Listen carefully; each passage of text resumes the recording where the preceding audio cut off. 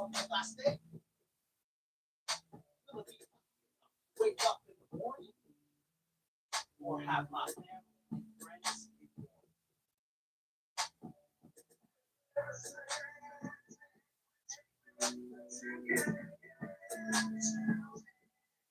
those of you who are joining after the live feed, welcome.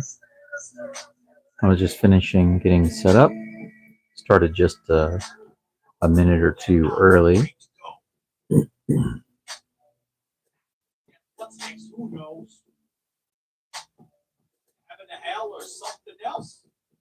A little bit of Cody's music playing in the background.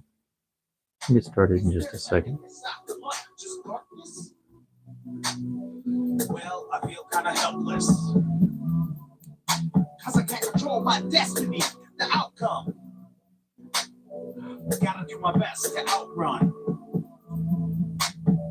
angel of death, my final destination. Heaven, hell, or some other place then. Before the great collapse, will I reach my goals? Get rich, die trying to get myself in a hole. Trying to get myself, time will tell. Hope it's a long time. Want to see everything before the end of a lifeline. Scared to die, no need to flatline. Impossible, but can't hope through my rhymes.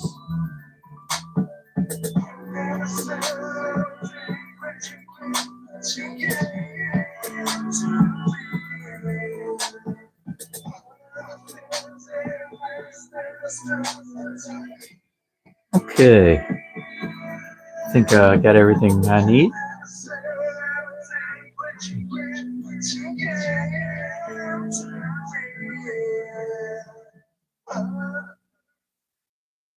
Okay, that was the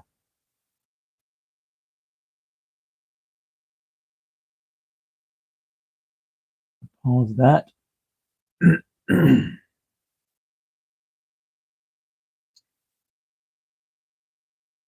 All right.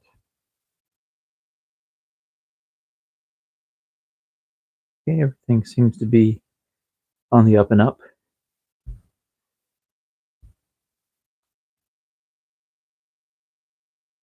Hey, everyone. For those who coming back, welcome back. Those who know me, good to see you again. We'll be using this to check on messages. I hope that I can see them okay on this phone. This one is pretty crummy. Excuse me. Which is the reason why I don't use it for my video, but it also gives me problems, inconsistent results with the live feed. So if for some reason I can't see the live feed, I apologize. But off screen over here, I do have a big screen. It's actually a TV. It's connected to the internet as well. So if there is a comment or question in the live feed, then it will pop up in there. And at least from here, I can see it. I think I might even be able to read it from here, but if not, I will try to find it using my reading glasses and my phone here. But very quickly, as far as new viewers, welcome for joining. Welcome to my channel. My channel has changed. For those of you who don't know, it's changed a little bit over the past couple of years, and the main reason for that is due to my health condition. I'm trying not to cough. I'll give you a really quick lowdown on that in just a moment. But basically, I'm fighting kidney cancer, and it has caused a variety of side effects, symptoms, problems, etc., as cancer often does. And it was difficult for me to go to work, so I started school, and that's what's connected to the topic of this video, which is the JLPT. I was supposed to start last year in October, but just before that, about 3 weeks or so before that, I got a blood clot in my left leg, and this was, of course, a result of the problems that my kidney tumor was causing with my arteries or my veins. The The blood flow was bad in my legs, and I still have severe anemia and edema. My legs swell. The blood flow is really bad. Um, I had shorts on a moment ago, but I put on pants, and the reason for that is because the coloration of my leg is not good, and so it wouldn't look very sexy or appealing on video. So, long story short, I have been going to the doctor consistently, and I've missed a lot of classes, and that's what's going to tie into what I'm talking about as related to this JLPT. Because if I were studying, uh, hang on just a second, let me back up. I told you I was supposed to start school in October, but I couldn't because of my blood clot. Well, that kept me in the hospital literally for 2 months, and so I missed the start of my school. And getting out of the hospital didn't mean that I was able to go straight back to school. And it wasn't because of the school, it was because of my health condition. I could barely walk at the time, and it was quite difficult for me to get around. And driving was a challenge too. So driving 1 hour one way from my house to here 5 days a week wasn't going to happen. So it took me a while to get back into school. And as a result, I missed a lot of classes. And that's going to factor into some things that I wanted to tell you. If it hadn't been for that situation, there are some things that I might not have learned, and I wouldn't be able to share those with you today. So maybe I wouldn't even have made this video. And so I hope this is helpful for you. But basically, uh, the way things are going right now is that I was able to rent this small old house in Onomichi in Hiroshima, and it's not very far from the school, so I can just walk to the school Monday through Friday. I go in the mornings from 9 o'clock until 12:30. Last semester, my schedule was 1:30 to 5 o'clock. So, if you go to a language school like I do, you first of all you have to go full time. For those of you who've asked me, and some of you have asked me before, but I'll tell you now, there's no such thing right now as getting a visa for a school, a Japanese school in Japan, if you're going to do online studies. Excuse me. Um, I'm having trouble not or trying to keep myself from coughing due to what I believe is what the doctor says is metastasis in my lungs. But I am going to the doctor on Monday, which is 2 days from now, and he will check that. So I just wanted to let you know, uh, I'm not sick with like a cold or something like that, or COVID. I've had this cough problem now for 3 months basically, and almost 3 months, and my doctor thinks it's related to some small tumor growth in my lungs. So it's unfortunate news, but there's nothing I can do about it. So what's the point worrying about it? Anyway, I'm just letting you know because it's really difficult for me to talk so much. If you hear my voice go, it's kind of strange, like it just did. It's because I'm trying my best not to cough. 1 second.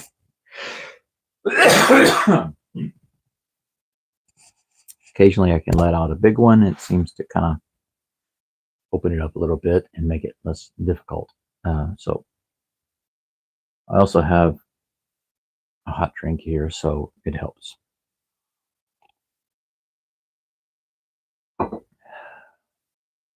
Anyway, I was living out of my van for a while during the winter because I was just staying at the local roadside station. In Japanese, it's Michi no Eki, which is basically roadside station, and free parking overnight. And there are lots of travelers coming in there and staying. Unfortunately, there were also a lot of young, stupid motorcyclists who would come there really, really late at night, between like midnight and 4 in the morning, just making lots and lots of noise. And just basically your young punk kid kind of crowd that come out there really late at night on all sorts of nights, not just weekends.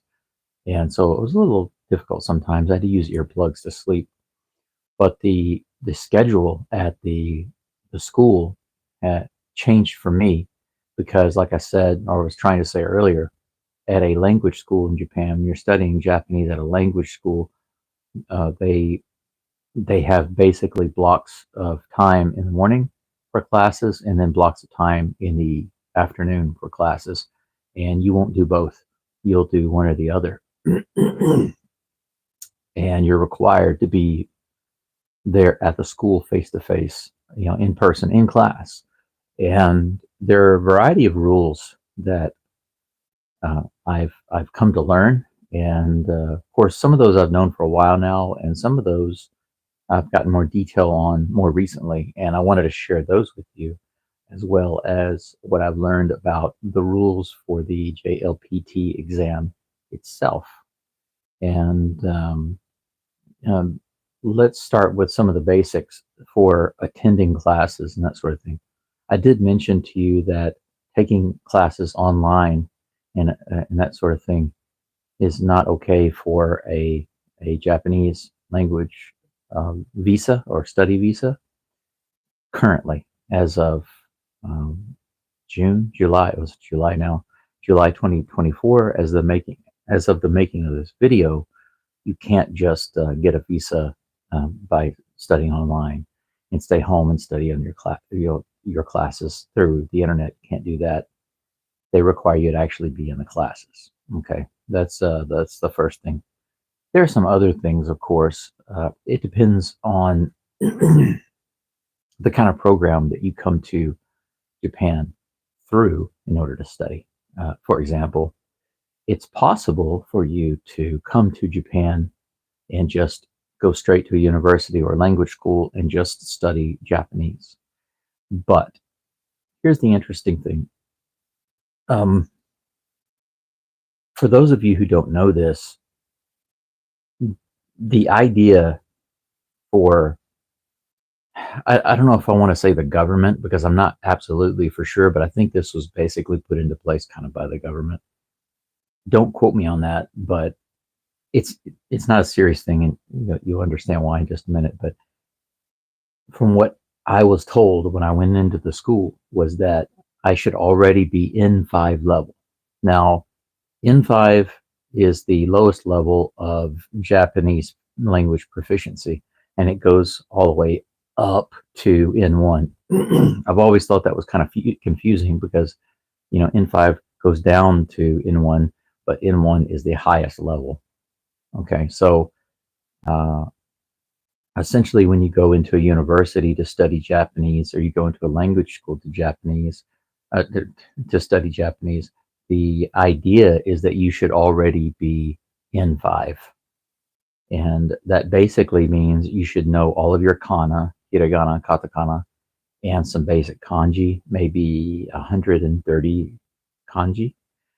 That's not really very difficult, actually. In the beginning, I thought it was really difficult, but once I got into studying regularly, and I realized, some different study methods, how things are done, and how much is out there compared to how little N5 is. It's really not that much. But the thing is, I wasn't N5 when I was preparing to go into school. And so I had to really try to quickly catch up and get familiar with the kana and the kanji. And of course, I went to the hospital, so that put me behind even more.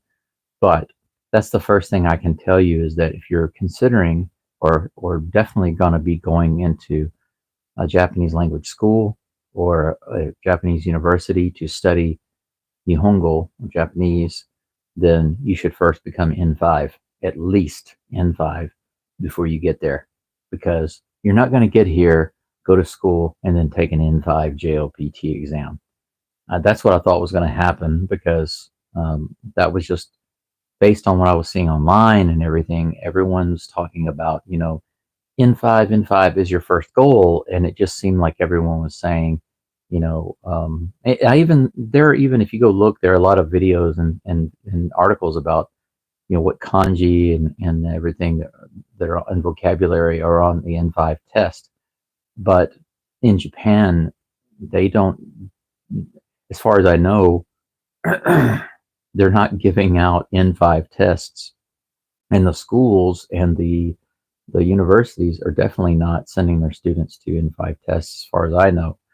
And that was a surprise to me because when they told me at the beginning of this year, we need you to pay for your JLPT exam that's coming in July, and I said, oh, okay, how much is it? And by the way, it was 8,000 yen. That's the price for the JLPT exam right now, 8,000 yen. So you could say basically $50, maybe something like that. Yeah, in current exchange US dollars, about $50. But they said, yeah, you need to take the N4 N3 exam, and I thought, what?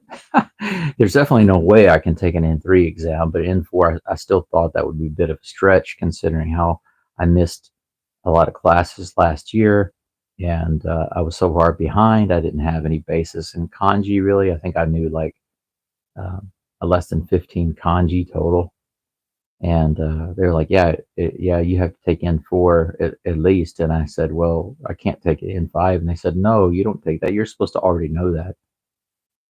News to me. So that was a shock at the time because, I had no idea. But anyway, those kind of cover the basic requirements for being here under a student visa. Okay.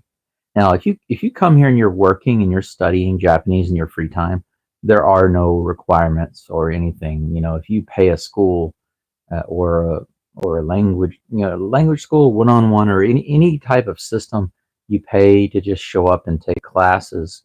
Whether you're there or not, or if you miss or not, doesn't really matter. And the reason is because you have a work visa and you're actually just paying them as like a customer. But if you have a student visa and you're attending classes under a student visa, then you're under a completely different set of rules in Japan.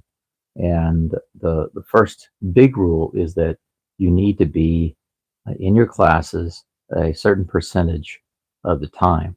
Okay. Now, when I looked online, I wasn't looking for this particular information, but a few weeks ago, I was looking up some information. And in the process, I was reading about someone who had become unable to continue with classes for a while. They had to leave and then come back, and they had to reapply for another student visa.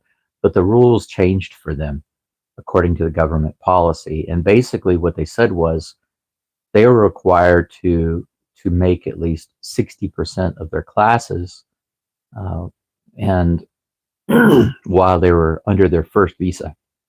But due to their problem, whatever their problem was, and having to leave and then come back and reapply, then that went up to 80%. So it becomes harder. And that's something I think is very important that people should know. This is one of those things that I wouldn't have known, if not probably for my health condition, because I wouldn't have come across this particular story. Uh, I was looking up information that was related to my situation, which is due to my health issues and going to the hospital constantly and being admitted to the hospital for a couple of months.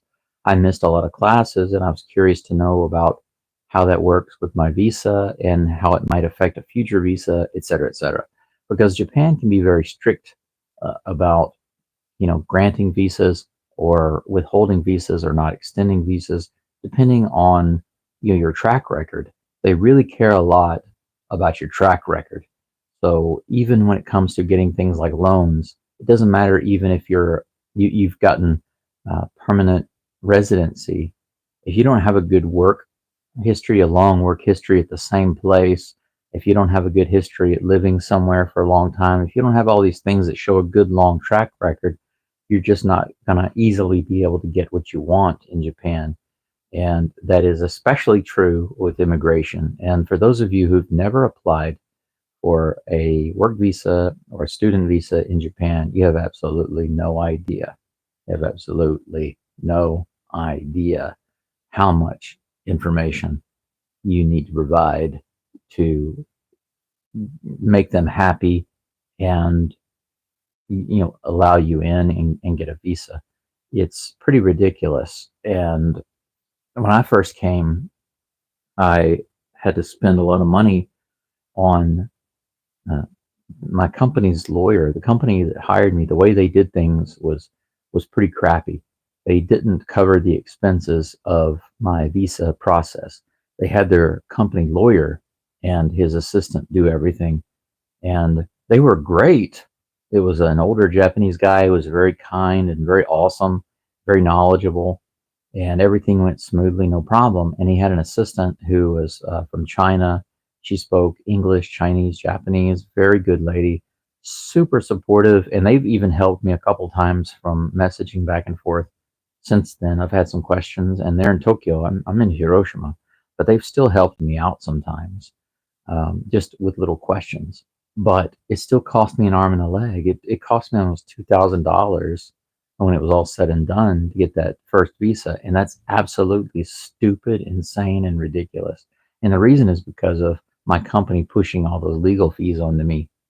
And that happened right before the pandemic. And then when the pandemic started, all the work that I was supposed to be doing, it disappeared. So I spent all that money. I got my visa, and then my work basically ended. I was working for that company just a couple hours a week because it was that bad. It was very bad. One moment.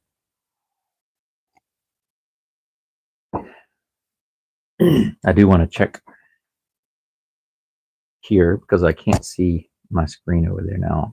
So I'm going to check here, make sure that I don't have any messages from you guys. If I do, I'll address them.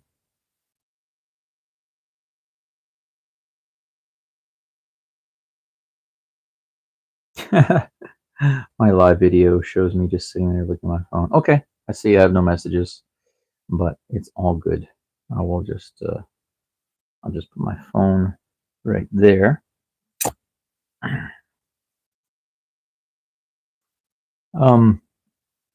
Okay. So where was I with the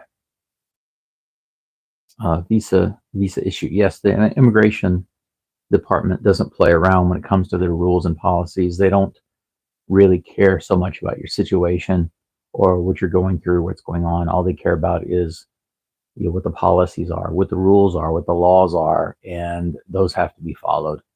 Uh, so becoming as versed as possible on that would greatly help you before you go, because they might be aware of some things, but they're not really going to go out of their way. That's my experience. They don't typically go out of their way to try to find ways to help you or deal with your situation. They will just say, that's the rule, that's the law. We can't do that. However, if you have some other ideas and perhaps some support, unless your Japanese is really, really good, but in most cases, that tends to not be the case. So if you have some support, somebody who can help you, my social worker from my hospital helped me out a couple of times, and it was invaluable because I went from a working visa to a student visa, but I still had a lot of time left on my work visa, but I wasn't going to be working due to my health. And my social worker was able to go with me to the hospital, the immigration office from the hospital, and help them understand my situation and agree to allowing me to remain until a few months later when I would change my visa to a student visa, even though I wasn't working. And that was with the understanding that I was going to use that time to prepare and apply and go to school. But if I didn't do that, then I would have to exit at that time. So that was good. They weren't going to do that, but because I went with my counselor and I explained the situation, they were finally able to agree reluctantly to that. But it finally worked out, and I didn't have to worry about losing my visa or leaving Japan. But as it relates to the JLPT, the JLPT exam is just one aspect, and it's a primary important aspect of retaining and keeping your student visa and staying here and continuing to study.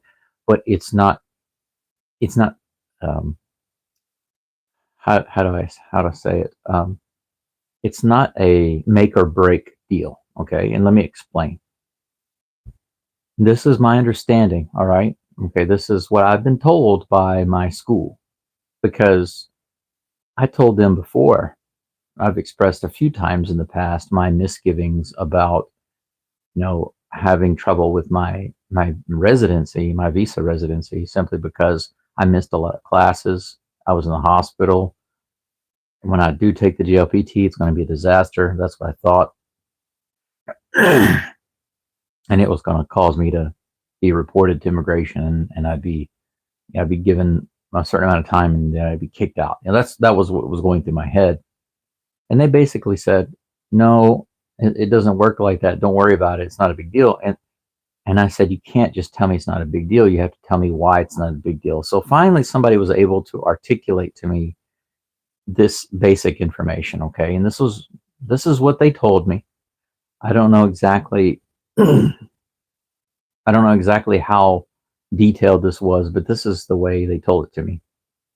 The JLPT, of course, is the standard exam. It's the benchmark for, you know, being able to declare with a certificate that you have a certain level of fluency in Japanese and that you're able to do and communicate and do certain things and communicate in certain ways at a certain level. And that enables you or gives you a bigger possibility of getting work in Japan and getting certain jobs. Some companies, most companies require N3 level. N3 level is the basic standard for most businesses across the board.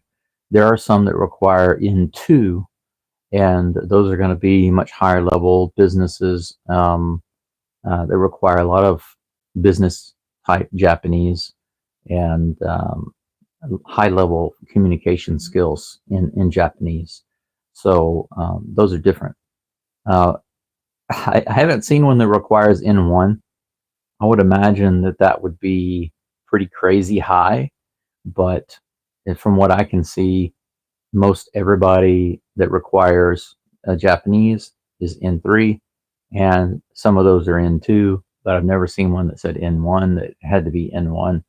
And of course, I've never seen any that say N4 or anything like that. But there's a little star next to that, like a little asterisk, okay? And that is that if you come to Japan through a work study program, instead of just coming here and going directly to a school to pay, that's a little different. And that's because when you come here on a work study program, what that means is you'll be working at a local company or factory part-time, no more than 28 hours a week, because that's all you're allowed to work legally each week while you're in school. And by the way, that's per 7 days, not Sunday through Saturday. That literally means within any 7 day period, you're not allowed to work more than 28 hours within any 7 day period. So it goes by 7 days, not by each week. Just be aware of that. But if you're working, you're studying at the school, you'll be going to the company and working part-time. And whenever you get paid, your dormitory housing and your expenses like electricity, your utilities rather, not your food, but your utilities and your tuition and things like that will come out of your pay. And whatever is left, you'll have it, but it's not going to be very much money. And that's basically what these poor countries are doing that are coming into Japan. And they've been flooding into Japan and going into all of these Japanese language training centers all over, like literally all over Japan, everywhere. And I've had several Japanese teachers tell me that it's the same everywhere. And it's very interesting because last year I saw that about 65 or 70% at least of all the students coming in were from Nepal. And I thought, why are all these students just flooding in from Nepal? And then there are students from Vietnam, Indonesia, and those are the three main places they're coming from. But there are also occasionally students from some other places like Sri Lanka, but most all of them are from Nepal, with several from Indonesia and then a few from Vietnam. And I was wondering why these language schools are just completely packed with these young kids, in some instances, basically high school age, but typically no more than university age, and some of them, many of them, with just, especially from Nepal, just no experience in a classroom setting, not many skills in the way of etiquette, and it causes the classroom environment to be much more like a middle school or an unruly lower class high school, and so it makes the environment challenging for the teacher and not very fun for people like me who are serious students. I mean, I go there to learn, but that's not the focus of a lot of the language schools anymore. A lot of the language schools are more focused on this business that they've set up, that the government has basically created, which is a system to bring in poor country workers into the country to do factory work, but it's under the guise of language study. So they're studying and taking exams and going to work their part-time job. However, if they or I, for example, take the JLPT and don't do well, don't pass it, then what I was told is that it doesn't really matter because there's another exam that's also accepted that you can prepare for after you fail the JLPT. You can study and prepare and then take that, and then that can be acceptable. And I said, well, what if I pass that? And they were like, don't worry about it. Don't worry about it. It sounded to me like basically what they were saying is you just try again. You study and try again, and you study and try again. Now, I don't believe for a second that it's just unlimited tries. Okay, I don't believe that even for a second.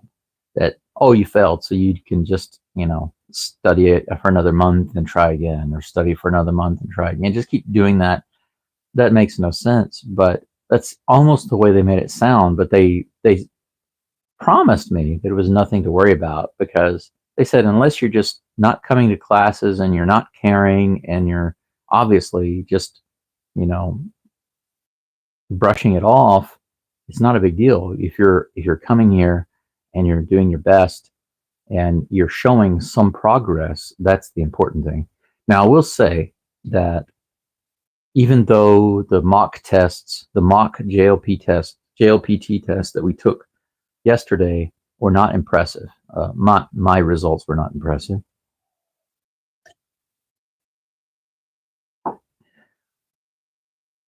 At the same time, I felt kind of encouraged, and there are a couple of reasons why. Number one is I've definitely made progress. I've definitely learned a lot of stuff, and that's good.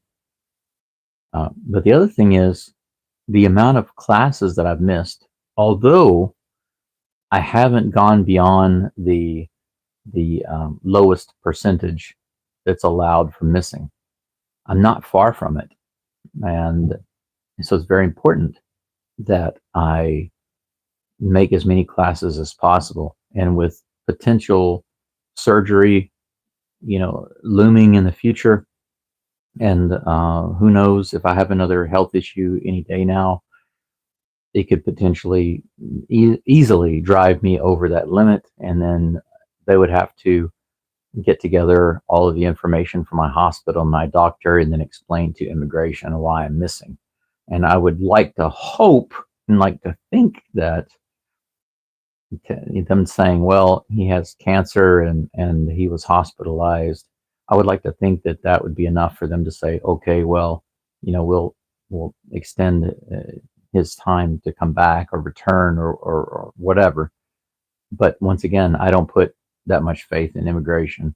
I would imagine they would say, well, this is the rule. Even if he is dying, it doesn't matter. What matters is this is the rule. Because number one, honestly, that's Japanese style. The Japanese have this thing about following a policy, a rule, or a social, even a social construct way of doing things. Now, I'm not saying every Japanese does this, because I have some friends that are very much outside of the box thinkers, okay?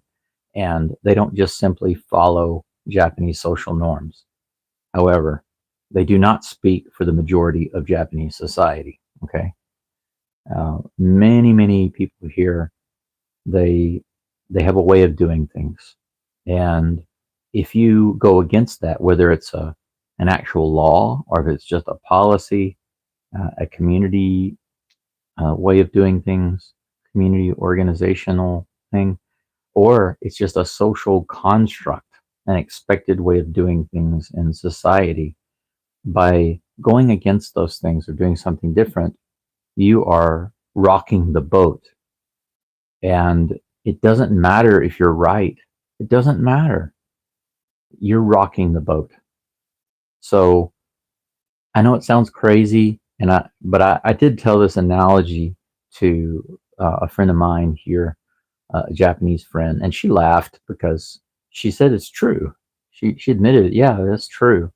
Basically, I said I feel like if I am on a real boat and there are lots of Japanese on the boat, and the captain is on the boat, and he's also Japanese, but there's a problem, and I see that if we continue to keep doing what we're doing, then we're definitely not going to make it. The boat will sink, we'll all die.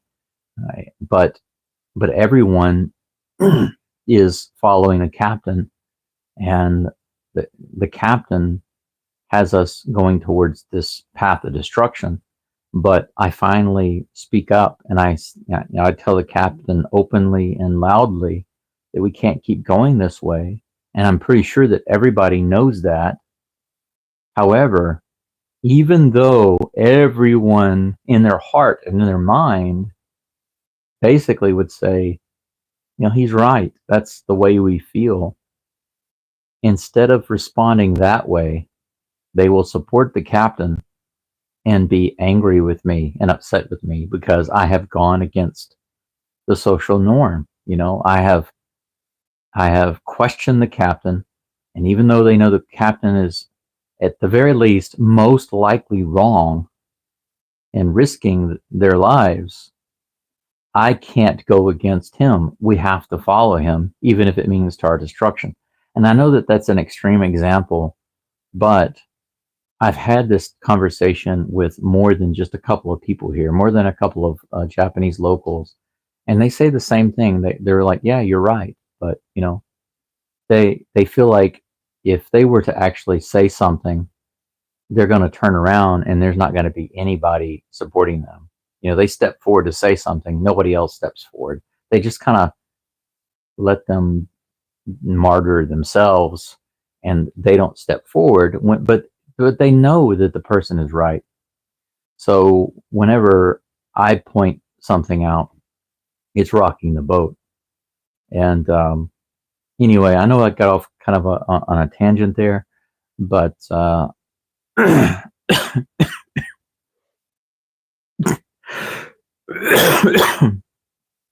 excuse me, I'm sorry. Just try to get back to the point here. I mean, I know that's all extra information, but I kind of wanted to move to the JLPT that I'm going to be taking tomorrow. The test is actually going to be on Sunday, which is tomorrow, and the requirements for the test are pretty simple, not very difficult. But basically, several weeks before the test, you'll get a card. Now, of course, you have to register for the test very far in advance. There's limited seating available for these tests. And since you're going through a school, they handle all of that for you. And my school handled all of that for me. And then whenever the cards arrived for the test, every student has a card. And the school gave me the card and asked me to check it. I opened it. I looked at my name and everything, my address, all of my information, to make sure it was right. And then I gave the card back to the school, and they held on to it until just yesterday, because since the last day of classes before the test was yesterday, that they just kept it for safekeeping to make sure no students lost them, and then they gave them back to us yesterday so we can take them on Sunday. But essentially, you need that card. You need to show up with that card because it has your picture ID on it and all of your information, and you bring your ID so that they can compare and see that that's you and that you are the one taking your test. And after that, you can go into the testing area, and they have the tests set up different parts of the test at different times. They have the testing time for one part, and then a break, and then another testing time, and a break, and another testing time, and throughout the day. And it's basically from around 11:30. The whole time you can be in there is from around 11:30 until around 4:30, I think. So, but the requirements for what you can bring and the things that you cannot bring, essentially, from what I remember of looking at the card, I left the card over there, but you can bring 2 pencils, and I used the mechanical pencils, and they did tell me those are fine. You can bring mechanical pencils, but they have to be the HB black lead. So if you bring regular pencils that are sharpened, you have to bring the HB pencils. You can bring 1 eraser, but it can't have a wrapper on it. So you have to take it out of the wrapper, just the eraser, the rubber itself, and not the actual wrapper. You got to take it off. It's an interesting thing. I guess people can write stuff on the inside. You know, I can't imagine what they're going to write on the inside, considering that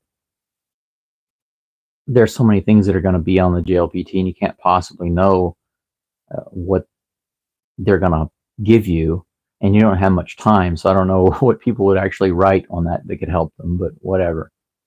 And that's pretty much it. Just a couple of pencils and the wrapperless eraser. I do have reading glasses, so I'm bringing my reading glasses, but you cannot have a pencil case. Can't bring that. Of course, phones are not allowed, and they move pretty quick because the mock exams that we did yesterday, I'm not going to lie, I would say that there were 4, and out of those 4, only on 2 of them, on half basically, I was able to finish without pencil whipping the last answers. Okay, so on the first couple of exams, there were big reading sections, and I'm not a really fast reader right now, so reading through it and trying to understand it and then select one of the 4 answers, I didn't have enough time. I could tell by the clock I wasn't going to have enough time, so I had to just kind of skim over as fast as I could and kind of pencil whip the answers. And honestly, that might have helped me get more answers than I would have gotten otherwise, because like I said, I missed a lot. And when you miss a lot of classes and you don't have a base in kanji at the same time, then when you do get into classes, you're going to be lost for a while. And I was. They started me in book 2, basically. So I didn't even get to study with my class in book 1. I didn't study any kanji. 0 kanji I studied from book 1. But that's several hundred kanji that I should have been familiar with when I went into book 2, and I had 0 of that kanji.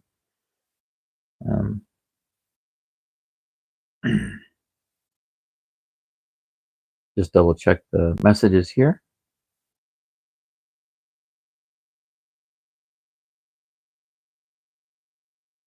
Oh, I can hear the audio.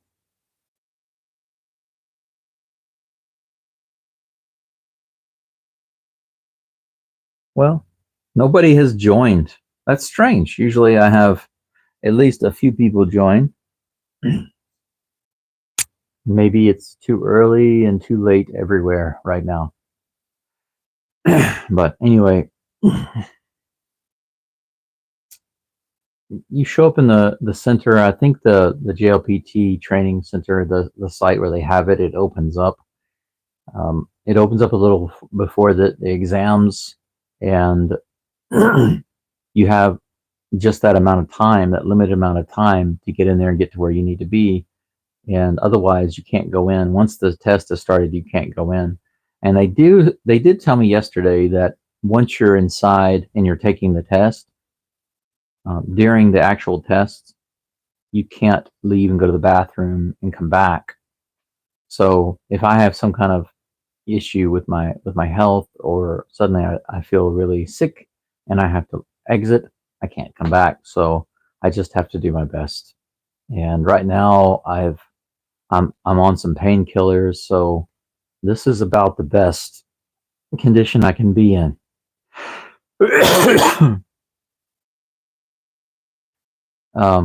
I've got my air conditioner going this morning, so I'm not burning up. I'm always burning up every day in class. But since I don't have anybody in the chat, I have no questions to answer. But I would encourage you that if you have any questions for me regarding the JLPT or Japanese study, how things have gone here, then feel free to post them in the comment section. I'd be happy to answer them for you. But I think that's pretty much it for now. All of the main things that were kind of on my mind related to this, I've already given to you, and so I'm not going to make the video any longer. We'll just kind of stop it here. But that's it for now. And if you're considering coming to Japan and studying the JLPT, or studying Japanese and preparing for the JLPT, then I would say to you, best of luck. And if seriously though, if I can manage to do it, then I know that you can. You just have to really believe that it can happen for you. And I'm hoping that that will continue and on into recovery for me and my health, but we'll see. For now, that's pretty much it. I'm hoping that I can get my health recovered and I can get back out to my house and do some stuff out there. But as it stands right now, it's just number one, try to get my health back and recover. Number two, try to do some work online and make some money because I'm really behind. And number three, do my best in my Japanese studies and pass these tests. And I'm pretty sure I'm going to fail tomorrow, but I'll just study for the next test and hopefully do better. If you would be so kind, you can always follow one of my links on my main page and send me a tip or a donation. And that would be greatly appreciated because my medicine expenses are very high right now. So it would be really, really appreciated, deeply appreciated. And that's it for now. Thank you for joining and have an excellent weekend wherever you are. Bye bye and arigatou gozaimasu.